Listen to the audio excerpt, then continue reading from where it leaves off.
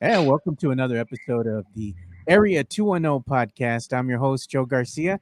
Joining us today is the man, the myth, the legend himself, El Puro Puro, El Mero Meros, Fernandez. What's up, brother? Hey, what's up, brother? Good to see you. Um, what's up to all the shout out to all the listeners and the fans that are going to watch this. It's good to be on.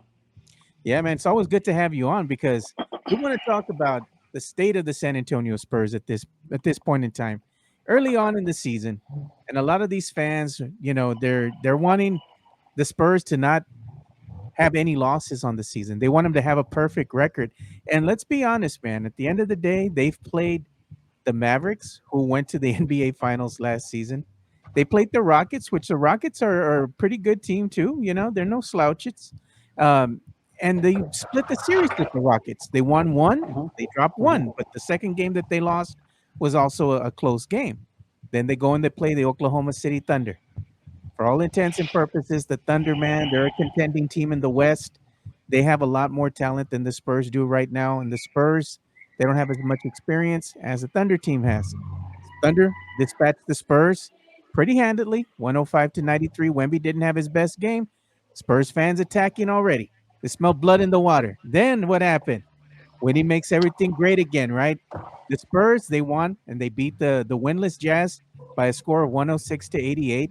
The Jazz were kind of beating the Spurs there, and the Spurs finally made a run and said that's enough and put the rest to bed, and they got that win, rightfully so, against the Jazz, which again are not a good team.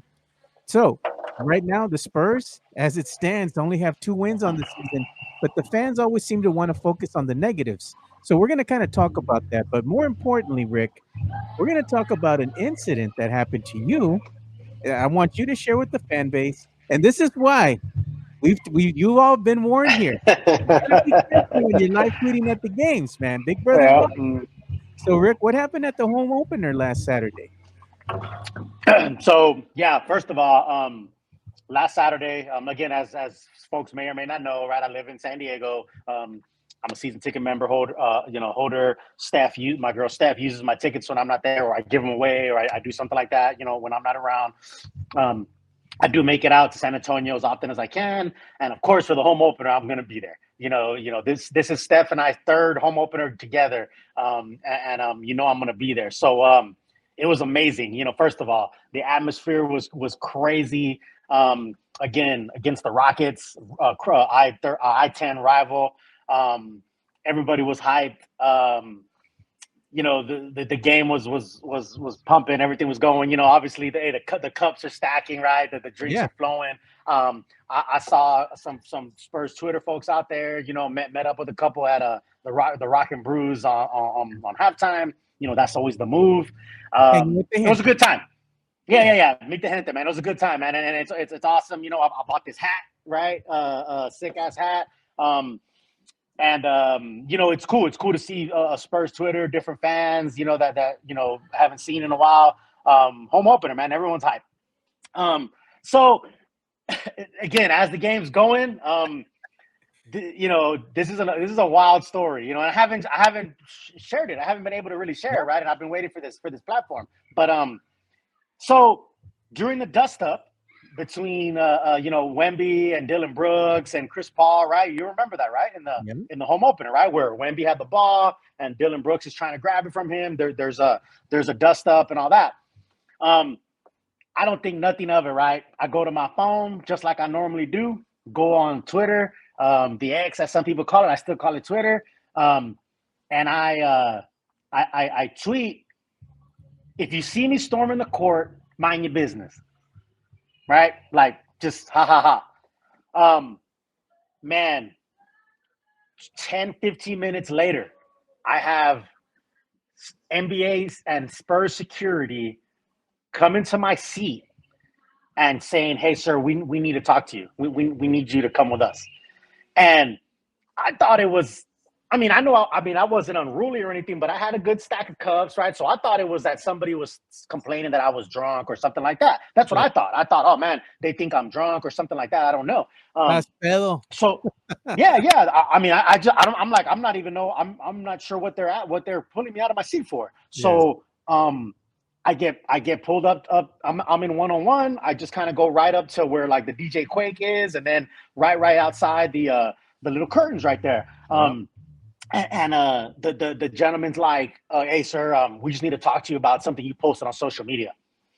And I still was like, "What? Like what? Like I post a lot on social media, dog. Like what are you talking about, right?" I still didn't click. I still didn't connect it. Yeah. And he was like, "Yeah, you basically made a threat to storm the court." And I started laughing. I started laughing because I was like, are you serious? You know what I mean? Like Yeah. are you serious right now? And he was like, "Yes, sir. Like, we have to take these things seriously. We had to, make sure that you weren't really gonna do it and things like that." And I'm just mind boggled, man. I'm like, wow, like they found me within 20 minutes of that tweet in the arena, came to my seat, pulled me out, and I was just mind boggled first and foremost because I was like, wow. And I even I was joking with them and I said, "Man, I wish the Spurs would react to other tweets that I tweet Yeah. this fast. I wish they would retweet them or something, because you picked up on that tweet really quick." So then I said, "Hey, they were asking me questions like, 'Hey, let me see your ID.' Yeah, there it is right there. The tweet right there, right? It's the I quote tweeted it on that one, but it says, Yeah. if y'all see me storming the court, mind your business." I even put the current mood of the blood in, blood out scene, where he's all like, You and got to all pay that. your So dues to me. yeah, exactly. So this is me. This is what I'm tweeting during the game, during the dust up, during the Jokingly. jokingly, of course, jokingly, right? Yeah. So a couple of things. They grab me out of my seat. They say, "Hey, sir, we need to talk to you about this tweet. We want to make sure you're not, seriously going to do this. We have to take Yeah. matters like this serious, things like that." And I was cooperative. I was like, "Hey, here's my ID." I'm telling them, like, "Look," I said, "I'm not going to storm the court." First of all, there's some big dudes down there. You know what I mean? Like, I am not going to go down there and storm the court, first of all. Second of all, I probably wouldn't even make it by the time I get through security. And third, I'm a fan, and I know things like that will get you kicked out of the arena forever, right? It didn't even dawn on me to actually go storm the court. You know what I mean? Yeah. But so a couple of things. One, and I'm not even mad at this point. It's just a funny situation to me. Like, I'm kind of amused by it all because I'm just like, wow, I'm surprised that this is happening because I just didn't think nothing of it. Steph, my other half, she's a little upset about what's going on, and she's kind of like, "Hey, this is bullshit," whatever. Yeah. She's a little fiery, right? She's a little firecracker. And I was telling her, like, "Look, babe, they're just doing their job. You know what I mean? That this man right here is just doing his job. I understand what he's trying to do. He's And just he following was orders. like, yeah. He was like, "Look, this is from the NBA security." He goes, "The NBA security reached out to us. They told us to get with you, whatnot." So, first of all, I'm pretty impressed at the security and how fast they reacted Yeah. because if I was going to do something or if I was a threat, they were going to nip that in the bud quick. You know what I mean? Because I'm telling you, within 10 minutes of that tweet, 15 minutes or so, they already had me. So I'm extremely impressed by the Spurs security. I think that our players are safe and in good hands because, we ain't going to have no Brittany running up on Wemby and all that, right? So that's really what I was, first of all, impressed about.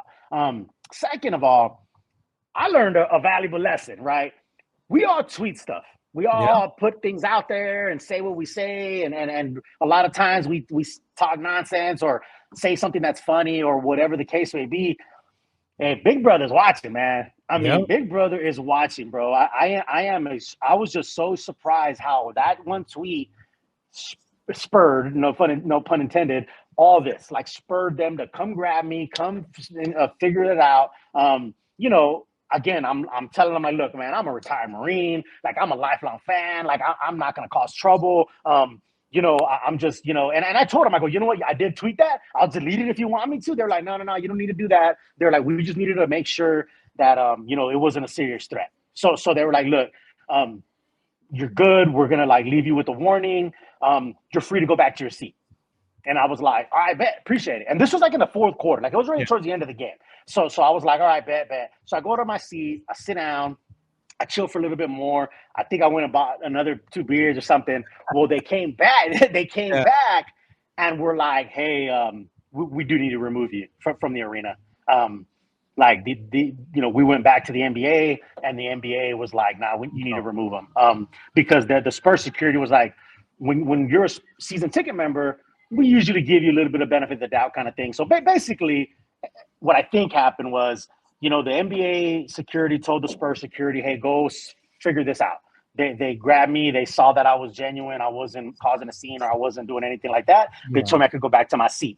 I guess they reported back to the NBA saying, hey, we let him go back to his seat. He's okay. And they were just like, nah, he needs to be removed. So they came back and asked me to leave. They Damn. came back and asked me to leave the game. And it was like at the fourth quarter, so it wasn't that big of a deal. But yeah, so I left the game. Actually, today I got a phone call from them because they told me they were going to reach out to me and Yeah. kind of close the loop on all this. Because technically, you can get suspended for a year from the arena. Like basically, they They have a opened the little case, dude. yeah, it's like a case. They Yeah. basically open up a case, and they basically open up a case, and they look at everything, and they say, "How did this guy react when you pulled him out? Yeah. Was he drunk? Was he belligerent? Was he whatever? Did he cooperate? Did he not want to cooperate? Like all these things happen, right? So basically, they opened a case, and then they called me today and told me like, "Hey, we just want to close the loop on this. You're not suspended. You're not anything like that. Like it's a warning." We understand. We think you're genuine. We understand the situation. You said something kind of thinking it was a joke and all that kind of stuff. But so that was that, which is good news. Because I Yeah. was like, wow, like it could have ranged from be suspended forever from the Frost Bank, or a week, or a month, or a season, or whatever, right? Yeah. So basically, that's what they told me. They closed the loop and said, hey, you're good to go. No issue. A warning. But yeah, lesson learned. Like you tweet something that you think is just a joke, and I did. I didn't think nothing of it. And you don't know how other people are going to take things, right? So, like I said, ultimately, I'm impressed at how they do their job. I think that if I were somebody that was going to do something, or if there was an issue, they would have snapped it real Yeah. quick. And I think nowadays, with all the gambling and betting that's going on, you know, they have to take these things seriously, because people do storm the courts. People do throw things at the players. Those players can be at risk. We've seen Malice in the Palace back in the day, and we've seen all these kind of crazy situations. And I think now with like this betting and all that, let's say you bet, your house basically, and you lose because a player, doesn't cover or something. You feel like going down there and snatching them up, right? And so I think they got to take those things seriously. So it was just a wild experience, man. It was just crazy. It was pretty surreal, because I was just like, it sounded like, I felt like it was a joke at first. I Yeah. was like, if I'm Couldn't being believe it was punked, happening. yeah, I feel like I'm being punked. You know what I mean? Like Yeah. back in the day, you remember punk, And Yeah. I was like, what is going on here? But yeah, man. So that's what happened. I left. It was at the end of the game, so thankfully, I Those didn't were miss good a seats much. too. You were in the lower bowl. Yeah. That's pretty I good was work, down there, man. I was doing, yeah, man. I was in my seats. I was doing my thing, but no hard feelings. Like I said, to the Spurs and the organization, they're just doing their job. I lesson learned for me, and passing it on to folks. Like when you're in the arena, you might tweet something jokingly, thinking like, Yeah. "Oh yeah, like I'm gonna," Taking it serious. they take it serious, man. So like I said, at the end of the day, all end well. No issue. They said, hey, it's a Yeah. warning. No, there's no like restriction on your season tickets or nothing like that. But it was just wild, man. It Yeah. was So just yeah. so at the end of the day, Spurs fans, you all have to be on notice now, because when you are in the arena and you are live tweeting during the game, they are Hmm. watching, because you got to think about it. How were they able to find you so quickly based on something you tweeted and put that Hmm. together that you were at the arena watching the game Hmm. at the time? They even found you in your seats Hmm. and were Hmm. able to go up and tell security to go down there and get you, and then say, "Hey, you know what? Nah, they said you got to be removed, so we got to get you out of here." So Hmm. somebody's watching. People don't think they got like cameras and everything Hmm. everywhere. There's cameras all over that arena, man. You just can't see them all. You see the ones where they put the people up on the screen, Hmm. for Hmm. fun and all that. but Big Brother's always watching. So Spurs Mhm. fans in the future, if you're at a game, be careful what you tweet because the NBA is watching you. They are watching. Yeah, So one thing yeah. that we're gonna Mhm. do too, we're gonna kind of move on from this topic here. Thank you for sharing that, Rick, though, because this is the Mhm. first time you've said that story. You know? Yeah, yeah. I hadn't told anybody that story. Steph and you. I mean, me and you Yeah. talked about it offline. But other than you and Steph, we're the only ones that know that story. So Yeah. it's pretty wild. Yeah, it's pretty wild. And if anybody wants to hit me up, I'll be feel free to talk to them about it offline. But Yeah. yeah, it was It's a real thing. It really did happen. It yeah. wasn't something that was made up. So if you want Oh to no, talk with Rick and get the yeah. deets, you know where he's at. He's easy Yep, to yep. find. He's not hard to find.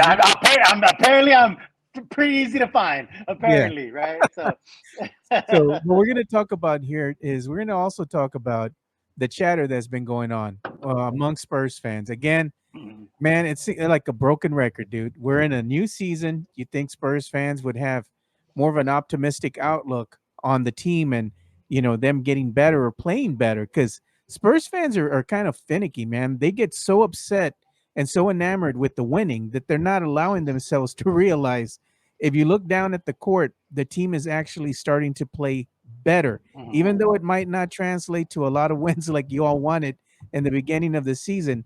We're only a couple games in right now. So you got to calm yourself down, but give yourself some time to actually take notice of the strides the team has made. They're playing better as a whole, on both ends, not just the first unit, but also the second unit.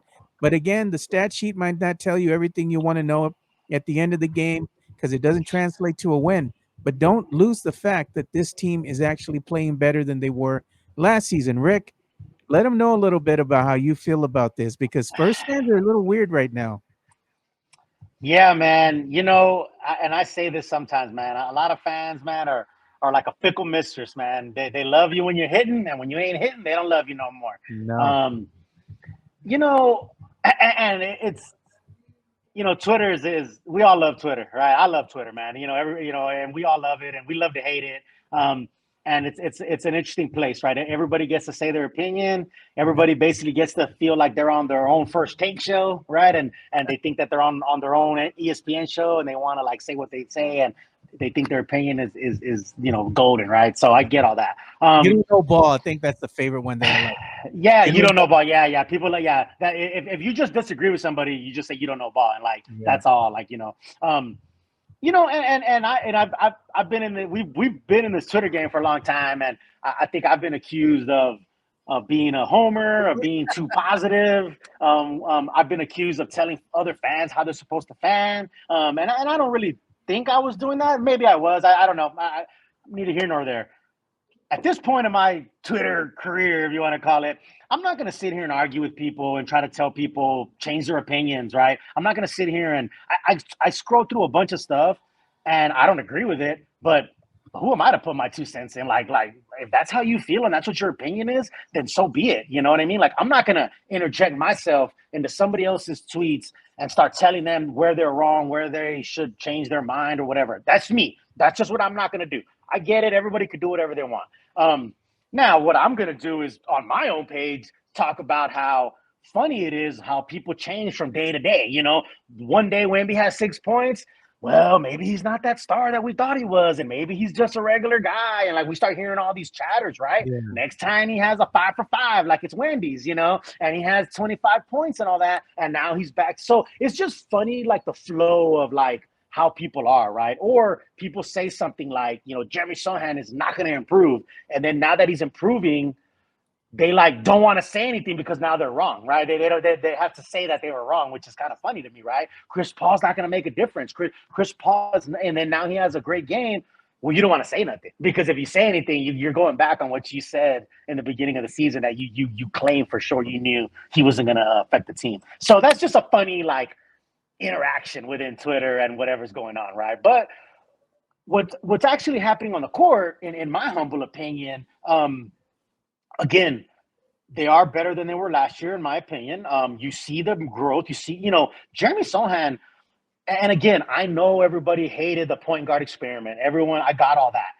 But the way he's playing, some of the ball handling, some of the moves that he's making, and all what he's doing, you can't tell me that some of that didn't come from him running the point and doing all that. Yeah, I never even thought that that point guard experiment was ever for him to be a point guard. I don't think so. I think it was just for him to develop his game and do more within his game. So I think you're seeing Flash. He's cutting to the rim way better than he was last year. He's making little moves way better than he was. Better. So yeah, exactly. So he's adding things to his repertoire, right? Jeremy Sohan's adding things to his repertoire. So there's that. You know, Castle defensively, he's a beast. He's a closer. He's in those closing minutes. And some of us said this. Everybody was making this big deal about like, oh, well, he's not starting and Pop is not. Look at who's closing the games. Castle's one of the guys out there that's closing these games, right? So he's not getting buried in the G League like everybody thought, or not everybody, but a lot of people thought. He's not gonna. Oh, well, Pop's not gonna play him. That's not the case. Like, you know, things are happening that are positive, and there's, you can look at it different ways. Yeah, of course you can look at them. Is there negative things happening on the court? Of course there is. Like, I'm not going to sit here and just say like, oh, there's nothing bad going on, this and this and that. I'm not saying that. There is some things, and turnovers need to get cleaned up big time. Turnovers are killing the Spurs. Leaving open 3-point shooters are killing the Spurs, right? There's a lot of things like that. But that's also like what happens when you go out there and play. Like, these are all NBA professionals. Like, even the Jazz that are 0-5, like, they're trying to win out there. They're trying to play. They're trying to compete, right? We have no Devin Vassell. I'm not trying to make excuses, but you can't tell me that doesn't matter. You can't tell me that your pretty much second best player not being there doesn't matter. Of course it matters. Yeah. The thing that I was going to say and point out here is that what's going on with the Spurs is, they were not a very good defensive team going back to the last couple seasons. They were almost near the bottom, and they were near the bottom too in 3-point shooting. That much hasn't really changed. And when you go back and you look at articles and you read, articles from 2020, the 2020-21 season, the same problems that the team had back then from shooting beyond the arc are the same problems they have now. They can't defend three. They can't close out on the three, right? They can't go ahead and knock down open 3-pointers, and still something that's plaguing them now. But you look at the talent that they have out there, and these guys aren't 3-point shooters per se. You can see that 3-pointers are a big part of today's NBA. The Spurs, they just don't have that as part of their arsenal. And it's in some of the games that they've lost, you can see that there's been a big disparity between them and them knocking down threes and the other teams knocking their threes down more effectively. Okay, I get that. But when you look at the team as a defensive whole right now, the Spurs are fourth. They're ranked fourth in the NBA when it comes to defensive rating out of 30 teams. Last year, they were way down there. And that's showing you that the team is getting better defensively. And that's one of the departments that they needed to get better in to play at a higher level. And that doesn't mean that it's going to translate into a lot of wins. They've only played 5 games this season, and their record is 2-3. Okay, it's 5 games right now. Let's see how they look at the end of December before you can start passing judgment on them, because there's going to be a lot of changes right now. But overall, what you're seeing from this team, they look better when they're playing out there on the first unit with Chris Paul leading the offense. When Trey Jones was there helping the second unit, that second unit also looked more balanced when Trey is running the offense. And that's the thing. The Spurs fans seem to forget that they didn't have a really true point guard out there. They had Trey, but Trey's more of that backup role, right? So now the Spurs are playing with the point guard for the full 48 minutes, something that they didn't have in the prior season. Their offense looks better, but the problem is, again, like I said, they're not able to knock down those threes nor defend the three. Right now, they're trying to figure their way out right through things early on in the season. Harrison Barnes says this team's still trying to form an identity, and you've heard that from Chris Paul. You've heard that from Harrison Barnes. You even heard as much from Coach Pop, kind of hinting at that same thing as well. That tells you that even though the Spurs aren't winning the games early on, they're getting better. And when they figure some things out and they have that balance that they need overall, I think that's going to translate into more wins, them being even more competitive. And then, like you said, They don't have Devin Vassell right now. He's out. Trey Jones is going to be out another couple games with a high ankle sprain. Wait till the team comes back at full strength before you guys start passing judgment on it, and also enjoy some of the growth that you're seeing out of the team early on here. Not everything is doom and gloom. You can see that there are some things that you can get happy about. I get that the turnovers are an issue. Of course they are. But those are things that can get better as the season unfolds. And all I'm saying is give the team some time, Rick. That's all, man. Absolutely. No, I totally agree. And you know, and I tweeted this too, which I didn't think it was gonna lick so much emotion because Yeah. I started getting quotes and responses from people that I don't even follow and don't follow me, and started telling me that one guy said I was the worst person he knows or something like that, and he can't. But he said something like, yeah, he goes, you know, I can't believe this guy's the worst person I know, but I'm agreeing with him, you know, kind of thing. Or some other guy was like, I hate that I have to agree with this guy, and I'm like, who are y'all? You know what I mean? Like who? I don't even know who you guys are, and thank you for being a fan and following me, but I don't even know who you guys are. But and all I said was something that I think is common sense. Like, and you said it. You know, the Spurs are 2-3. 5 games in, splitting with the Rockets, rivals, a team that's probably closer to us, but everyone says is better right now or has better talent at least. I'll give you that. Split with them, 1-1. Okay, I'll take it. Opener against Dallas, the Spurs were ahead, were battling, they were there. Like you said, man, they're you know, a championship contending team. Yeah. Okay, lost that one, got it. You know, OKC is undefeated. They're primed to be potentially Western Conference champion this year. Who knows? But they're one of the top teams. Lost to them, got it. Jazz, see, you know, to me, the Jazz game was kind of a little bit more of a telltale game. You know, the Jazz are having a lot of trouble, just like the Spurs are. So that's a team the Spurs should beat. I mean, you know, I mean, so to me, had the Spurs lost to the Jazz or they got blown out or something like that, then I could see a little bit of like, okay, wait a minute, you know, what's going on here? So, but to me, they are exactly where I think most people thought they would be 5 games in. If you looked at those 5 games before the Yeah. season, I think most people would predict that they were exactly where they need to be. So if they are exactly where most people think they need to be, what's the outrage for? Yeah. What's the fake outrage for? What's Jimenez out here blowing his whistle for? Like what are these people on Twitter freaking out about? Yeah. If this correct me if I'm wrong. If somebody, I mean, but I think most people thought this is exactly how they would go. I mean, some people probably thought they would only have 1 win at this point. You know, I don't know, but what I'm saying is, I'm not declaring that they are going to win. You know, playoffs. They're playoff bound, and I'm not saying that, but I'm also not saying that what the other side is saying that they're trash. They're done. You know, Pop needs to be fired. Like, I mean, I'm not saying one of either of the extremes. All I'm saying is they're where they're supposed to be, where most of us thought they would be. So let's watch and write it out. And like you said, I think a lot of people, because they're so focused on the negative, they're missing some of the positive stuff that's happening. Yep. Mamu is coming into his own. Mamu is coming out there and doing his thing, you know. Again, it's amazing seeing Chris Paul turn the clock back and play like somewhat of the Chris Paul of old. How That's many points did he amazing. have this last game?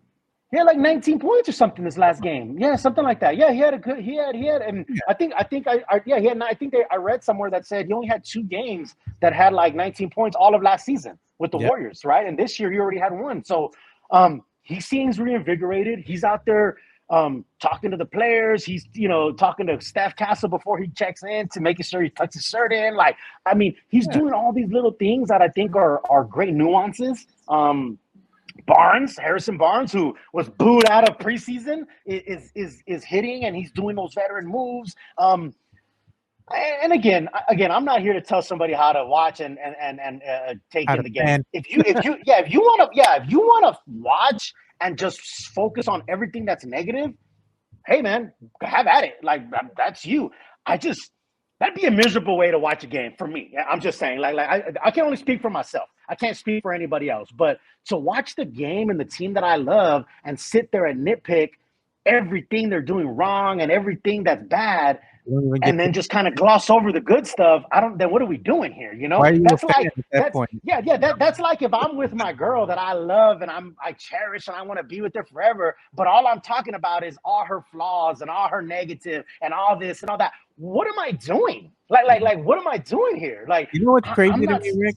Honestly, man, it's funny to me how you all have the Spurs haters, and you know who the haters are at, where they're Mhm, at now. mhm, You know, they're on the X, and you the mhm, usual mhm. suspects.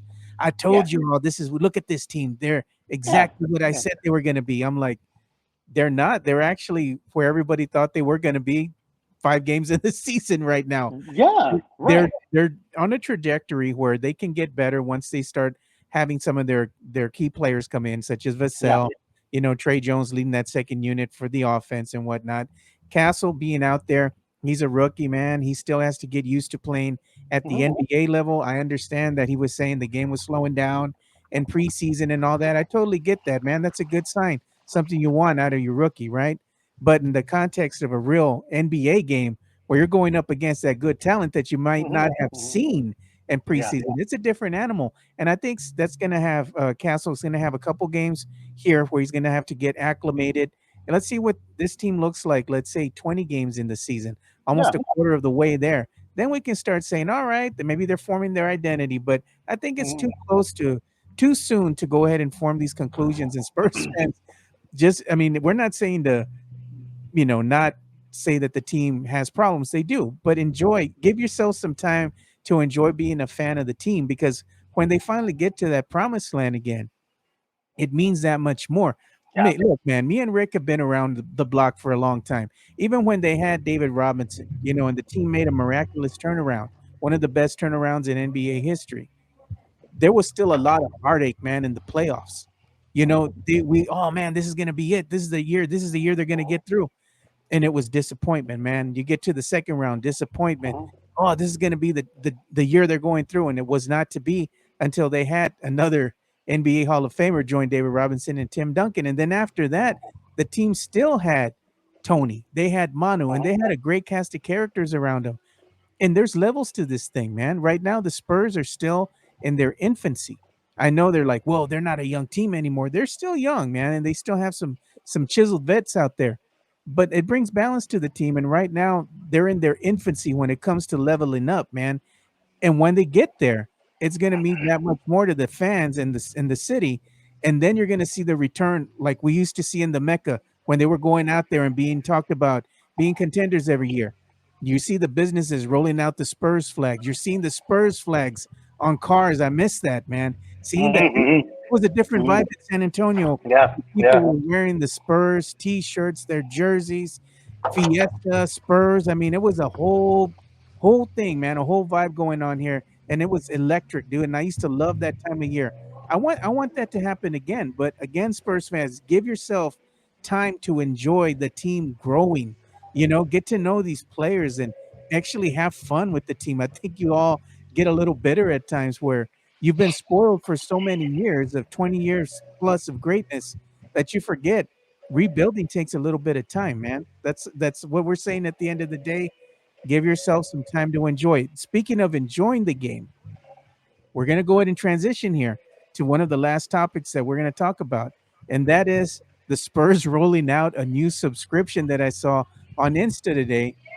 They were sending this out to everybody on Insta, the emails, and also I saw on the X, on the social media platforms, that they have a $49 monthly subscription for Spurs fans that are like maybe couldn't afford to go on and get a full on, season ticket, be a season ticket member for the season. This is something that's kind of in between. But again, we're going to look at the nuances of this subscription plan. It's $49 a month, the monthly subscription plan. You get 3 games per month, guaranteed seat, discounted tickets, option to upgrade or add additional tickets. But the Spurs are going to control the games that you're going to be able to attend. And see, here's some of the games that they have for the month of November. November 13th, versus the Washington Wizards. November 19th versus Oklahoma City Thunder. All right, that's not a bad game, right? Then you have the November 21st game versus the Utah Jazz. Then you go to the month of December, right? December the 5th, the Chicago Bulls. Then on December the 9th, It's the Road to the Cup. That's the tourney, right? The in-season tourney that they have. December the 19th against the Atlanta Hawks. So not bad. $50 a month. You get to go to 3 games. Doesn't seem like a bad deal to me because if you get the cheap seats right now, they're probably going to run you somewhere in the neighborhood of $28, $32 maybe. Depending on who the Spurs are playing at any given time, and that doesn't include the fees that you're going to have to pay. Mhm. So it's going to push that price up quite a bit more, and then parking and whatnot. But overall, if you can't afford to be a season ticket holder, this is a good overall plan for you. What are your thoughts on the subscription plan for $49 a month? Yeah, I saw that, and I think it's a good plan. I think it's a good deal. Like you talked about, just like anything in life, you get what you pay for. Yep. If you want to pay a cheaper rate, then you are more at the mercy of the team that they're going to tell you what games are available. That's, that's fair, right? They're giving you a discounted rate. So if you want to be in control of whatever game you want to go to and whatever seat you want to have, then you will pay that extra dime, right? These are upper level seats, I would Yeah. imagine. Now you can upgrade and all that kind of stuff. I think it's just giving fans flexibility, and when we talk about the teams that they're playing, I guess it depends on what your definition of a good game is. Because here's one thing that it just dawned on me, and we didn't even talk about this before, but okay, you could say, oh, they're playing the Jazz. That's not a good game. Well, do you want to go and watch them win and be excited about a win? Or do you want to say, well, they're playing the Thunder. That's a good game. But what if they get their ass kicked? You know what I mean? So I guess it depends on what your definition of a good game is, because if you want to play a high caliber team, especially if you're one of those fans who think the Spurs suck, right? Yeah. You're going to go and probably watch them lose. Or you're going to go watch them play a low caliber team and watch them win. So I guess it depends on what you want, right? I would want to go watch them win. That's what I want to do. Exactly. I want to bounce when they win. I want to do that. So to me, honestly, and I'm sure I'm probably going to get beat up on this because I'm going to sound like a homer. I don't care who they're playing. I'm there to watch the Spurs. I'm there to watch my team.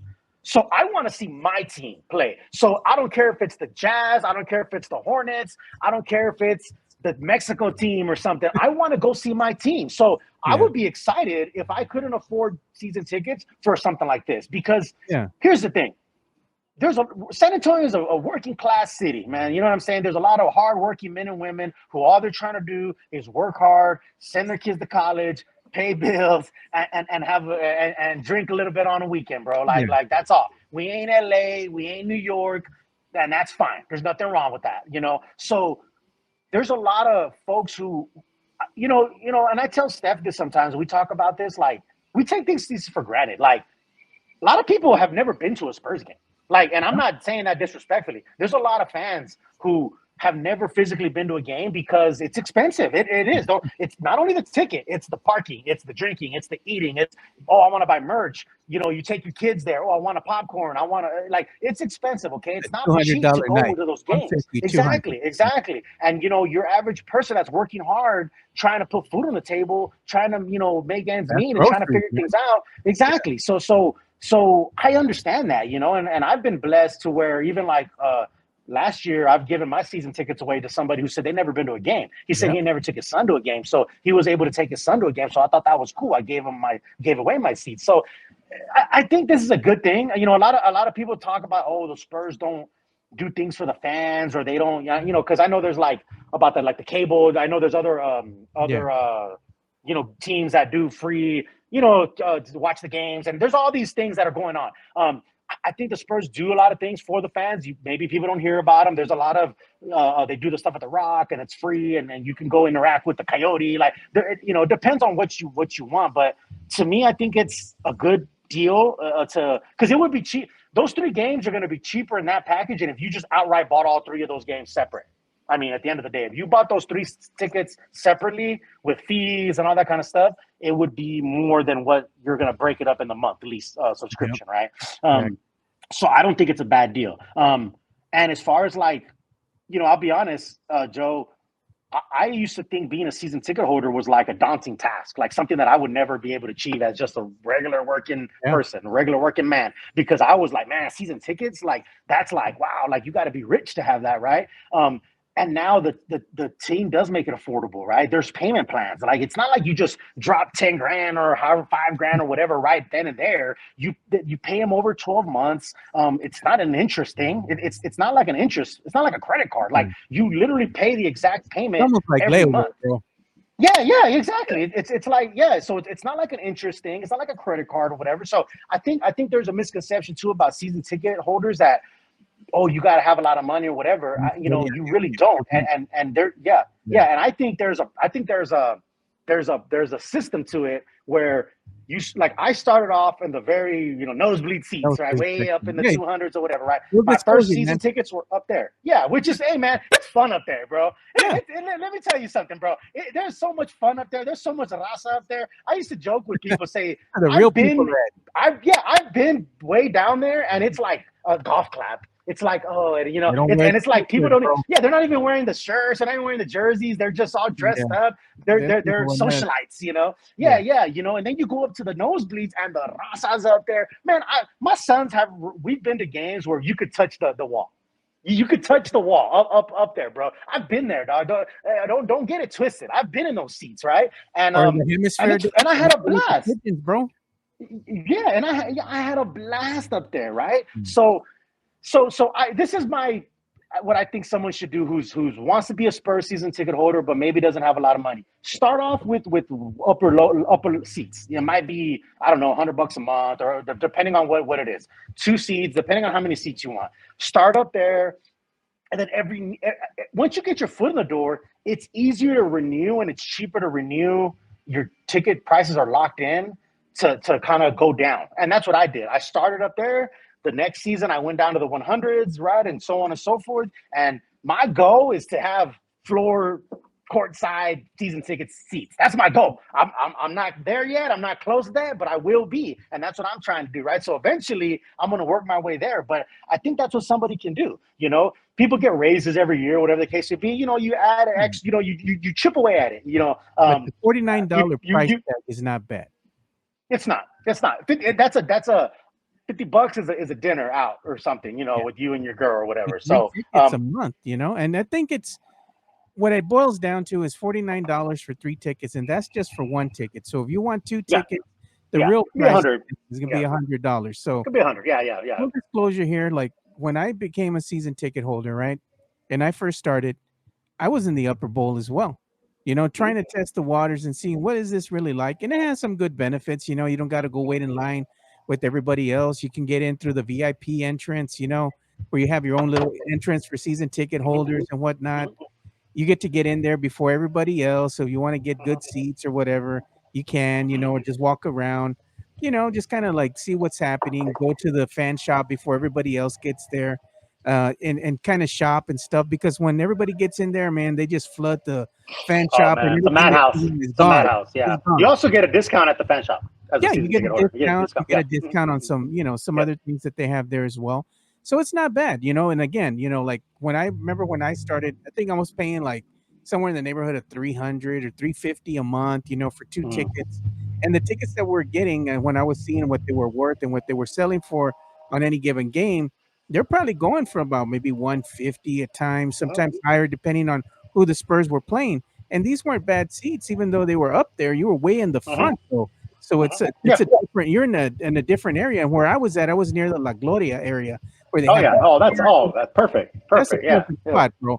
I already knew exactly where I wanted to be when they let you in there and you get to pick your seats as a season ticket holder, because they have an event and you have an appointment and you go there with the other season ticket holders. Pick your seats and it's a cool thing too, because you're running into people and I ran into some people from the media that I know, and I ran into my boy RJ Marquez, from KSAT 12, and he's cool as hell, man. I like running into him. I have him on the show once in a while when he can make it. I'll probably get him on again this season, but it's always cool running into him and his wife and all that, and some of the other people that I know. Not even from media, just regular everyday people. And that's the thing. It's like a real family. That's the thing when you become a season ticket holder, is that it really is like a family, because you're sitting next to these people and you start striking up conversations and talking. And before you know it, they're like your friends already. So it's like, I get when they say when you're Spurs, your family and all that. I understand So if you're thinking about maybe, hey, maybe testing the waters and all that, talk to somebody, man. Talk to your season ticket holder rep. You need to be assigned a rep, and they can go over the Yeah. pricing with you. But I think it's more obtainable than people think, and they have different packages where it's like half a season. You can get the Hmm. full season, or you can even be like me, which I'm working 5 days out of the week. I can't get off of work because I mean I got a federal job now. I can't. It's not easy to get off. Yeah. So I can only go on the weekends. So I had my package Hmm. of weekend games, Friday, Yeah. Saturday, Sunday games. And that Hmm. was cool for me, dude. I was able to go and see some good games and I enjoyed it. I had a good time. The only thing is I didn't re up in my season tickets for this coming season They, because they, they went up, man. The it prices won't did be a go up. I it will won't say be a that. fit. Yeah. Yeah, yeah, it Yeah. The won't. Wemby there. Yeah. So I was like, Yeah. I'm gonna wait a little bit. Maybe they, play a lot better, which I'm hoping they will. Yeah. It looks like Yeah. they are playing better. Maybe in the next season, when if I want to, I'll re up and get my season Yeah. tickets there, and maybe get down a little bit further into the lower bowl, and have some good, have a good time doing that. Hmm. But if you're thinking about it, I think it's more obtainable, like you said, than Yeah. people think. Man, at the end of the day, Absolutely. it's up to everybody to decide what they can afford and what they want to do. But $49 for a subscription plan for 3 games a month in like November and December, I think that's a good Christmas gift for some people, man. So I'm Yeah. a fan of this. I'm a fan of this, man. I Yeah. gotta say. Yeah. So Yeah. closing thoughts here, Rick. We're gonna go ahead and start bringing the show to an end, man.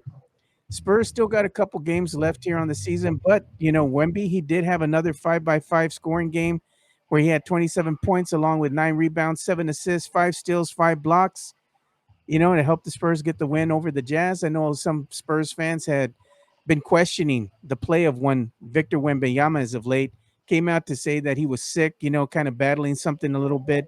Might explain some of the issues that he was having out on the court.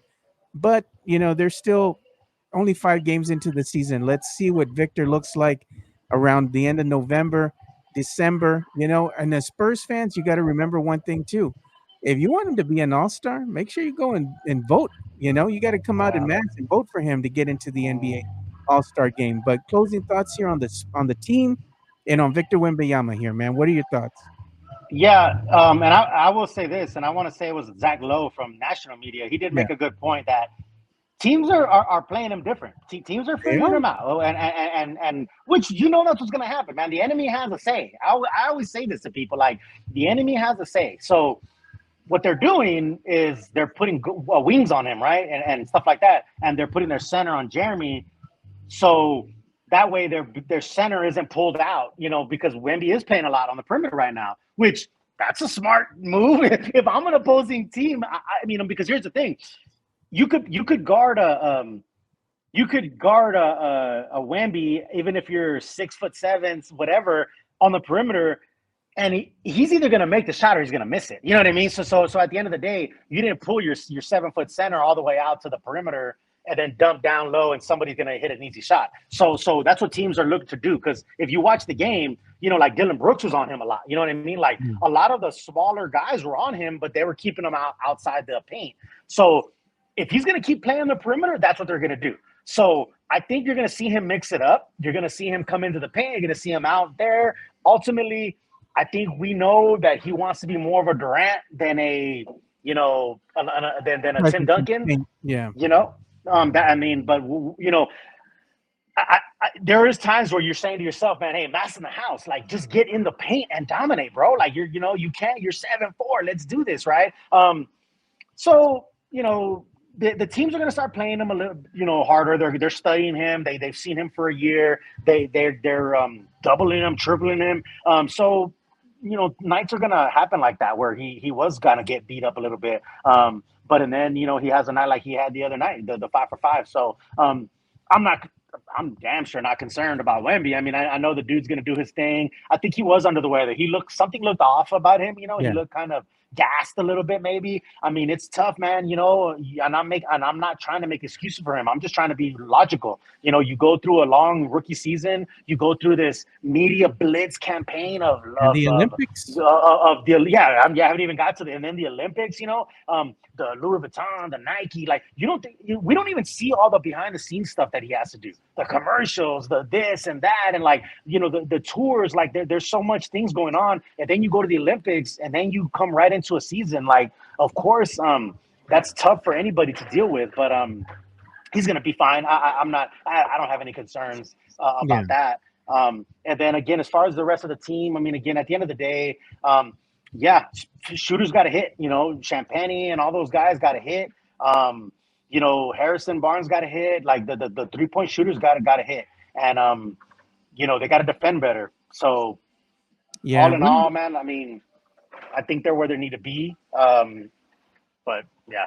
I think what the Spurs need to do is they need to add more motion to the offense too. What happens is that it gets stagnant a lot of times. Where the players are just camped out around the 3-point line. And again, if you're not able to knock down a three, why are you even out Yeah. there? You're not setting Mhm. picks. You're not setting Yeah. screens. You're not really doing anything. You're just kind of standing around, and you're not a good shooting team. You don't have a lot of bucket getters on your team. Mhm. You have to add more fluidity to your offense. You have to have Mhm. motion moving without the ball. You're gonna have to go ahead and come out and help your teammate get open or, and kind of get the best Yeah. shot that you can get. And again, I think that's going to come with time. I've seen Chris Paul coming out and telling them to get up here and set that screen for him so Mhm. he can get kind of free and start getting the ball to the best player that he thinks has a chance of knocking down a high percentage shot. And again, that's going to come with time. But still, I still see some of the idiosyncrasies that I didn't like from last season. But again, Yep. I can't nitpick too much because it's only 5 games into the season, not enough of a sample size for me to form an opinion either way. I would like to see Wemby Exactly. get a little bit more aggressive. You know, I don't like him so Mhm. much out in the perimeter. Want to see him Mhm. assert himself more inside the paint. But again, teams are making it more difficult when he does get inside the paint because the scouting Yeah. reports have gotten really good on Wemby. One of the things that Yeah. I've seen him do is they bring two defenders coming up to him, you know, and Mhm. what Mhm. happens is that they make him wait for him to make his motion to the offense. As soon as he goes ahead and puts his foot down and he's going to make his motion, he usually tends to put his left foot down and then comes up with the ball right on his right hip. And as soon as he does that, teams know they kind of sag off from him. His defenders do. And what do? Slap the ball away from him real quick. Mhm. And Mhm. that's something that he's gonna have to learn to work through. Maybe not bring Yeah. the ball that tendency to bring the ball down and put it on your Yeah. right, keep the ball up, Mhm. and then make your Mhm. motion to the rim, because at that point, they're gonna start grabbing at you, and then it could be Mhm. either an and one or you go into the free throw line, which is gonna put points on the board and help your team. Right now, it's kind of him being detrimental because he's playing out in the perimeter versus trying to get inside the paint, and as you stated, they're putting the centers on Jeremy Sohan, but Jeremy Sohan's been playing a lot better in the paint, which is kind of Mhm. surprising because you would have Yeah. thought that, Mhm. hey, maybe Wemby will go ahead and be that guy to kind of insert himself.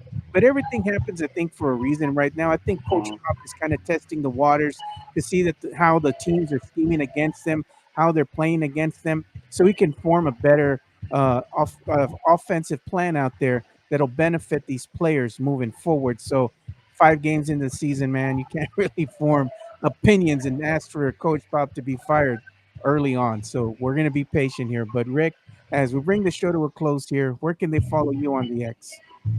Yeah, man. Hey, at Reels Fernandez, follow me. I appreciate all the followers. Appreciate all the love. Like I said, there's onesie twosies that are there, but it's funny to me, you know. And The usual I have suspects. the usual haters, yeah, and I have fun with it, so it's all good. But yeah, man. At Reels Fernandez, of course, Chicana Fuerte, my better half. You know, follow her. She does a lot of videography and a lot of content creation and all Content that kind of stuff. If you production. have a business, yeah, yep, she does all that, man. And she's been doing a lot of she has a lot of clients. She has tattoo artists. She has a bakery, and like she does all this stuff where she, you know, records their content, puts it on their Instagram, and all that kind of stuff. She even does, you know, action shots for kids and sports, you know, and all that. So, yeah, if you have any kind of videography, cinematography needs, by all means, hit up Chicana Fuerte, Fuerte Productions. And there you go. Make sure you go and follow Steph, and also make sure you Mhm. go and follow Rick. You can follow me at Area 210 Podcast on the X. And you can also tune in to our show that we do Monday through Fridays with Michael Jimenez on the Alamo Podcast Network, which is called the Alamo City Sportscast. It goes on Monday through Friday from 10 to about 11:30 every weekday. So for Fernandez, I'm Joe Garcia. Thank you for watching another episode of Area 210. And like we always say, spread the love, stop the hate, be kind. We're out. Peace. Stay puro.